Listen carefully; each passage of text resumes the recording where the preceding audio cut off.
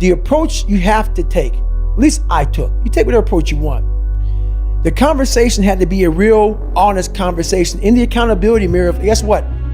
I was fat. Don't find a kind word to say that, you know what? I've gained some weight. No, you're fat. When I couldn't read, not like, hey, you know, you have a learning disability. No, I cannot read. Of a 4th grade reading level, I'm struggling. And sometimes I call myself stupid. Not in a way to put myself down. So don't take it like, my God, those are so hurtful. Yeah, they're hurtful. It's honest. The conversation has to become an honest conversation of where you're at mentally.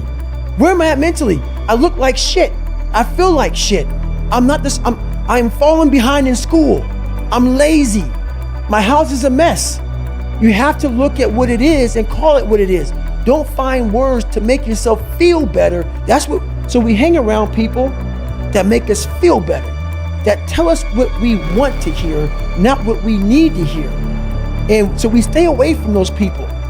And we stay away from those people, like our internal dialogue becomes that kind, it's okay. It's not okay. So that's where it starts. It starts with that accountability of, it's not okay anymore. This can no longer be okay. And calling yourself out for exactly what you are and exactly how you need to fix it. Whenever you can't hear yourself think, you gotta slow down. Whenever you're living off a schedule, every day's a schedule, you have no time for yourself. When you start, and we all know it, I don't have time for this anymore, I don't have time for that anymore.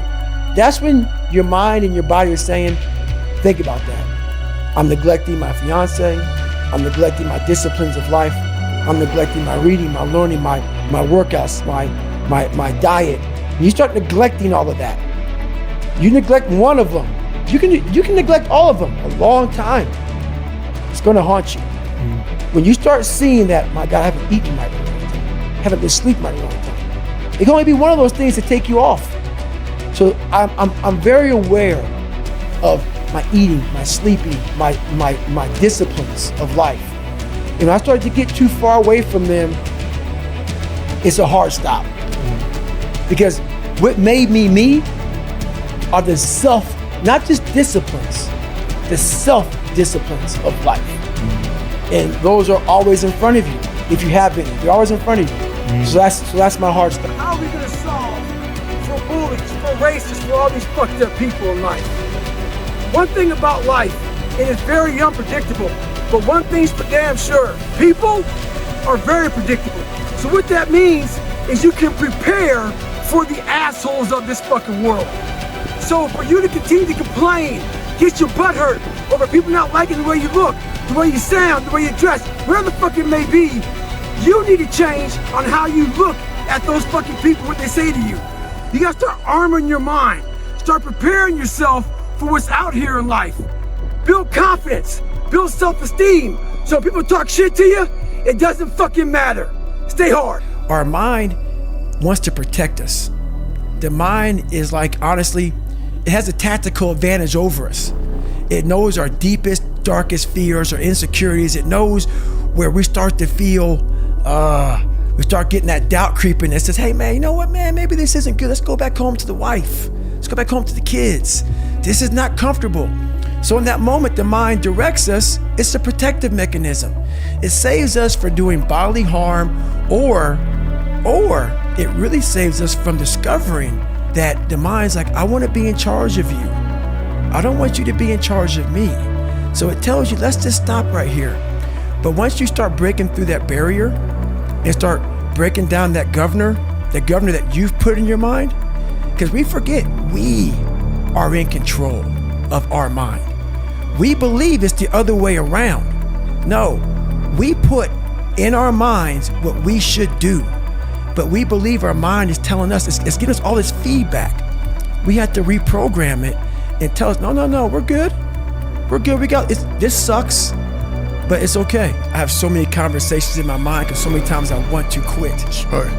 But this is what it is. This is what I figured out. I was so afraid of myself that I had to figure out, I became a master of my mind. People, when you're afraid of something, you have to master it. That's how you start to overcome it. So what I realized, when I get to that point where I want to quit, everybody, they get to the point where they want to quit. This is what happens. The mind tells you, let's go home. Let's take a warm shower. Let's get some food. This is not right. This is that. If you cannot answer the questions at that moment, because your mind's gonna start giving you all these questions. And if you can't answer them, you're going to quit. What I realized when I was going through Buds, Ranger School, all this 100-mile race, 200-mile races, pull-up records, my mind would come creeping in. Like when I was doing 4,030 pull-ups at 2,000 pull-ups and my hands were ripped open, my mind said, look, brother, we've done all these other things. You've proven yourself. You're good. If I didn't have the answer to respond to my mind and say why I'm here, why I'm doing this, you will always lose that fight. You have to have the response to what your mind is going to tell you. You have to learn, what do you want in your life? We have so much influence coming at us that we are so lost. We don't know what we want to do because we don't spend enough time with ourselves. You have to learn to shut off a phone, shut off a computer, shut off a TV. And it's okay to sit in a room by yourself in a chair and just think about you, where I want to be, where do I see myself tomorrow, the next year from that. And it takes a lot of self-discipline to be able to do that nowadays, because you want to be so attached to everything. You want to be so caught up with the world. The world's moving too fast. The world's moving so fast that you're trying to keep up to the point where you lose yourself in the world. So you have to take that time and go to that dark place in your mind and discover who you are.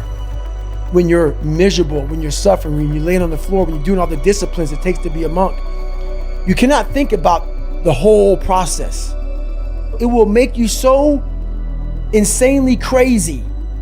It's impossible. It's inhumane what I'm about to do to myself. You have to be able to break all these big, humongous, painful things in life down to the smallest molecule, because that's all the brain can handle.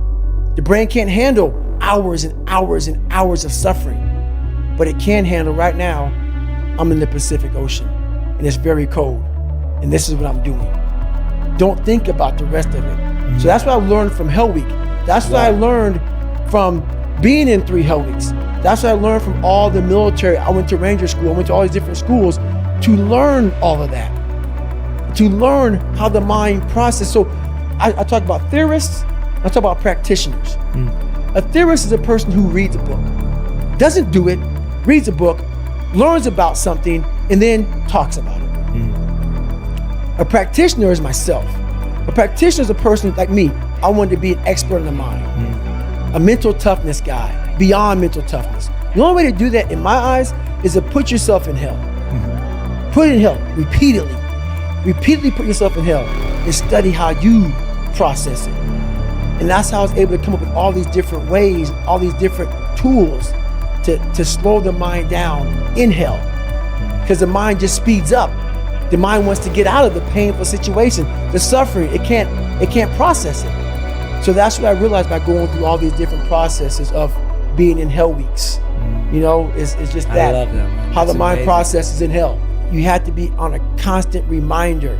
Almost like how you put a reminder on your phone, 15 minutes, you got this. That has to be in your brain.